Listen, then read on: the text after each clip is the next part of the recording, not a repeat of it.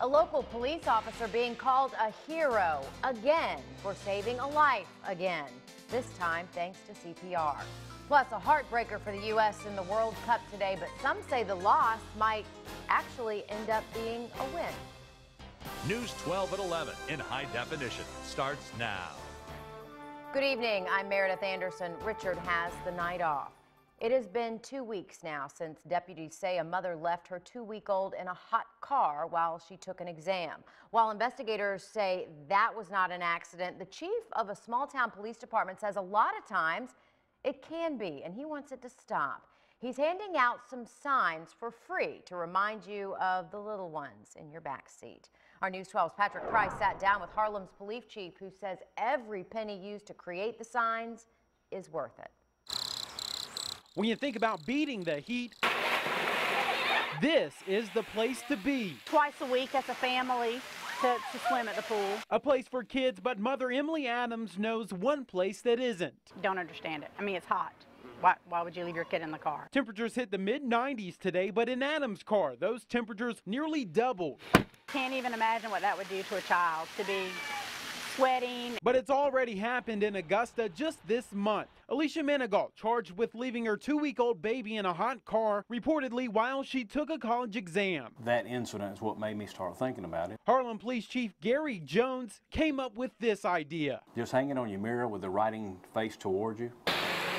You drive up, turn your car off, and as you get out of the car, you see this, which lets you know you have precious cargo in the back seat. But as busy as Adams gets, she still says, how could you forget your own child? Not even think, look in the back seat and she's there. No, I would automatically remember. Many News 12 viewers said the exact same thing.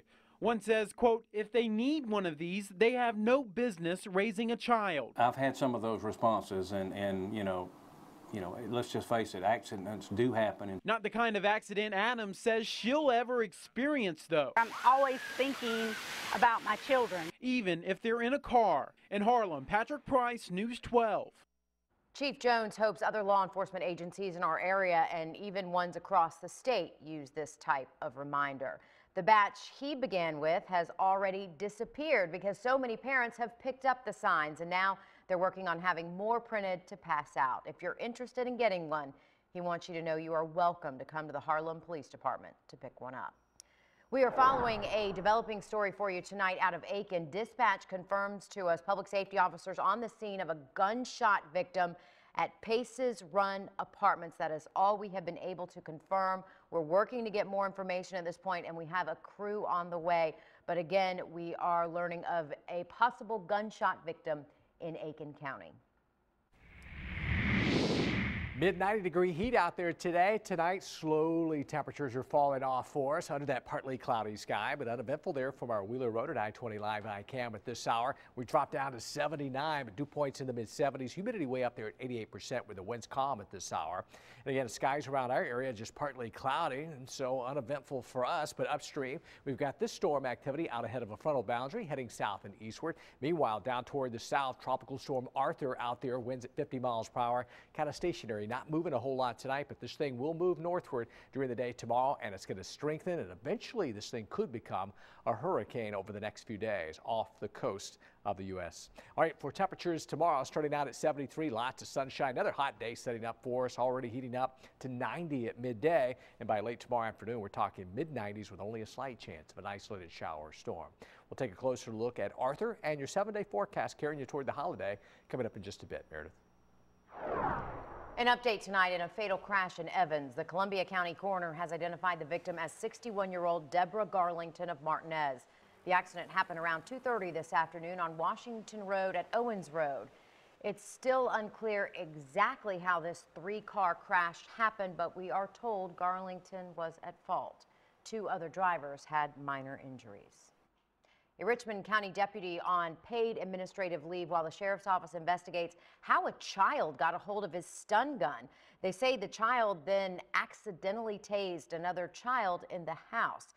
The deputy was off duty when it happened, and the child went to the hospital. An off-duty Harlem police officer is responsible for saving a child's life at a pool party over the weekend. The chief says Sergeant Brian Williams was one of 2 people who performed CPR on 2 children who sank to the bottom of the pool. He says the child's parents are thankful Sergeant Williams was there. They certainly expressed to the officer that they're indebted to him for life, so it's just a great thing when two children were saved. It could have been certainly a lot less fortunate than going to two funerals. And a reminder to learn CPR, parents. Chief Jones says he gave Sergeant Williams a life-saving award, his second actually, in 6 months. When News 12 viewers heard about a fire on Christmas Eve that destroyed a family's Sally home and left them with no gifts, y'all started to help out. We told you about Tony Thompson Jr. and his family at the end of last year. Well, now we're learning police think Thompson set that fire on purpose. He was booked into the Aiken County Jail today and charged with arson. Thompson told us in December he and his 3 kids weren't at home when the fire started. I was at my mom's putting together one of my youngest daughter's gifts and happened to get the phone call that the house was on fire. Again, investigators believe he is responsible. No one was hurt in that fire, but Thompson did accept several donations, a lot of them from you, after this happened. 2 new companies are making parts for nuclear reactors under construction at Plant Vogtle.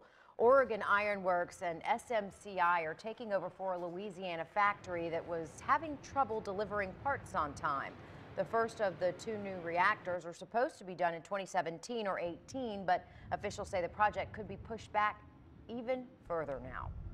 The World Cup is drawing fans from all over the world and even making new ones right here.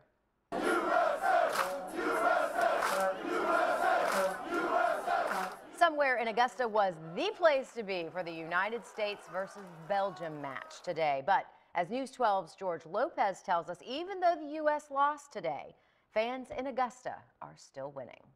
Is Augusta becoming a soccer town? Hundreds are packing restaurants and bars to watch a sport some say isn't for Americans. Why do you play soccer? Like, there's other great sports out there, but I was like, nah, I love soccer. Andrew Flick plays club soccer and remembers when its popularity wasn't growing like it is today. Definitely grown a lot, especially after this World Cup. I think there's going to be a whole lot more kids trying to play. Little horse from yelling. Matthew Kolonowski coaches soccer in Augusta and says the sport just keeps growing. Overall, the sport's probably doubled to triple in size in the last 6 years. This World Cup changes so much. Devin Bryan plays the world's most popular sport and says it's not just growing on the field. This whole restaurant was just hype about the soccer team. Hundreds packed somewhere in Augusta today. And the manager says the soccer crowds get bigger each game. I mean, we changed 14 kegs the last time we had the game here. The bar's food and drink stocks are nearly wiped out after every match, causing a re-up of items for the week in just 1 day of service. I would say triple normal sales, quadruple sometimes. You expect to be busy every day.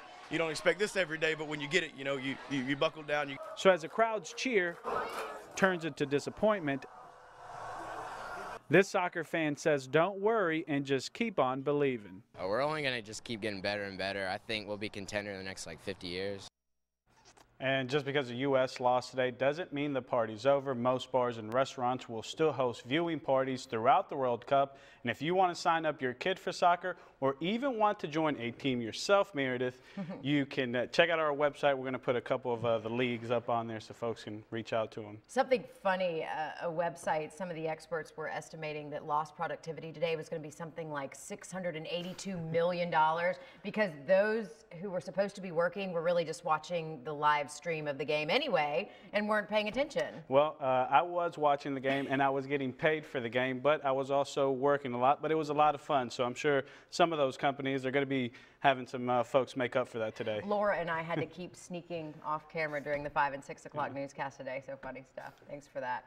It's the largest recall of its kind in U.S. history. Tonight we are on your side with a warning about your child's safety. Plus, February was ice and July is sweat. We're taking a look at how some of you feel about these weather extremes. Shane? All right, we're talking about Tropical Storm Arthur. This thing could strengthen into a hurricane over the next few days. Heat index around here around 100. We're going to deal with that, but also some isolated thunderstorms are possible. I'll show you coming up. This winter, all people wanted to do, all they wanted to do was see sunshine with ice and snowstorms that had us in the cold for days. Well, tonight, News 12's Christy Etheridge is live outside where it is a very different story. It is now past 11 o'clock and I am still sweating. The temperature right now, still at least 80 degrees. This is the Deep South, but just a few months ago, people were wishing for this kind of weather. So we decided to take it back out to the street and see if they still feel the same way. Take a look.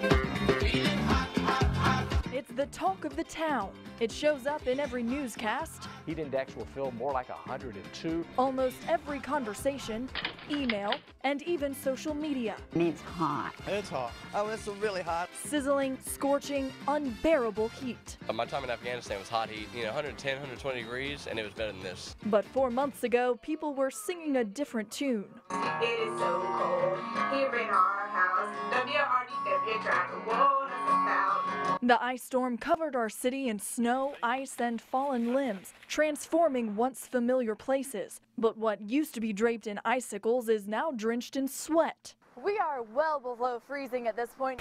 4 months later, the difference is night and day. Where this fountain used to be an ice bath, now people would rather jump in and take a bath just to cool off. And as the season has changed, so did all our familiar places, putting our world back in color again. And even though we have more experience with the heat, it's not the majority favorite. Which one's worse? The hot, to be honest. So now many are going back on their wishes from earlier in the year. I wish it would get warm, but not this hot. I wish it was warmer. In here it's warmer. I'm like, yeah, it's too hot. It's... Proving one of the oldest sayings in the book. So you want what you can't have.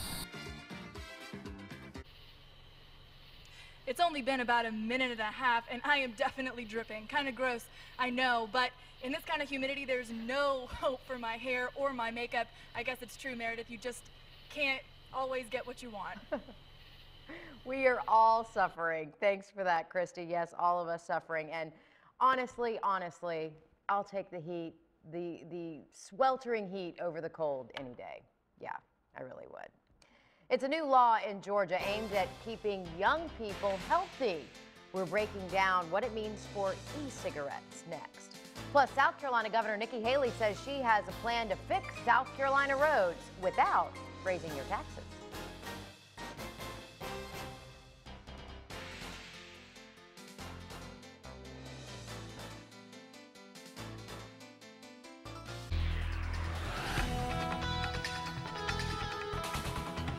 We have breaking news just into our newsroom. You're looking at a live shot right now. We want to tell you more information about a shooting. We have confirmed that Aiken public safety officers are on the scene of a shooting at an apartment complex in Aiken. 2 people actually taken to the trauma center in Augusta, we're told, after being shot at the Paces Run Apartments. This video just coming into our newsroom. You are seeing it as I am seeing it for the first time right now. But again, we are told officers working this scene. We've got a crew there. We will get you more information as soon as it becomes available.